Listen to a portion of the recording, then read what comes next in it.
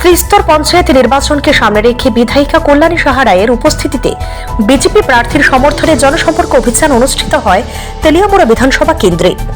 শনিবার তেলিয়ামুড়া পঞ্চায়েত সমিতির অন্তর্গত জগন্নাথ বাড়ি গ্রাম পঞ্চায়েতের 1 নম্বর ওয়ার্ডে ভারতীয় জনতা পার্টির মনোনীত প্রার্থীর সমর্থনে স্থানীয় বিধায়িকা তথা বিধানসভার মুখ্য সচেতক কল্যাণী সাহা রায়ের উপস্থিতিতে বাড়ি বাড়ি প্রচার এবং জনসম্পর্ক অভিযান সংগঠিত হয়। এই প্রচারে প্রার্থী ছাড়াও তেলিয়ামুড়া মণ্ডলের নেতৃত্ব উপস্থিত ছিলেন।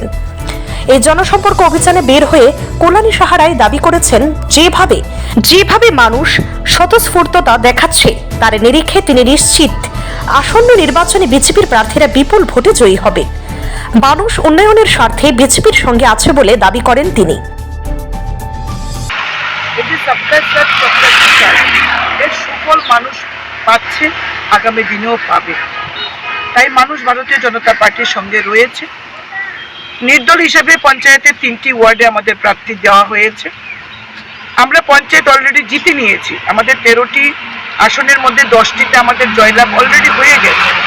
তারপরেও আমরা এই নির্বাচনকে বা কোনো ওয়ার্ডকে কোনোভাবেই আমরা ছোট করে দেখছি না।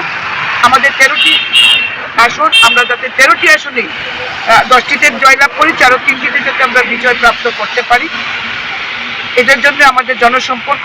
আর এই উপলক্ষে মানুষের সাথে একটা নিবিড় সংযোগ রাখা, জয় আমাদের সুনিশ্চিত।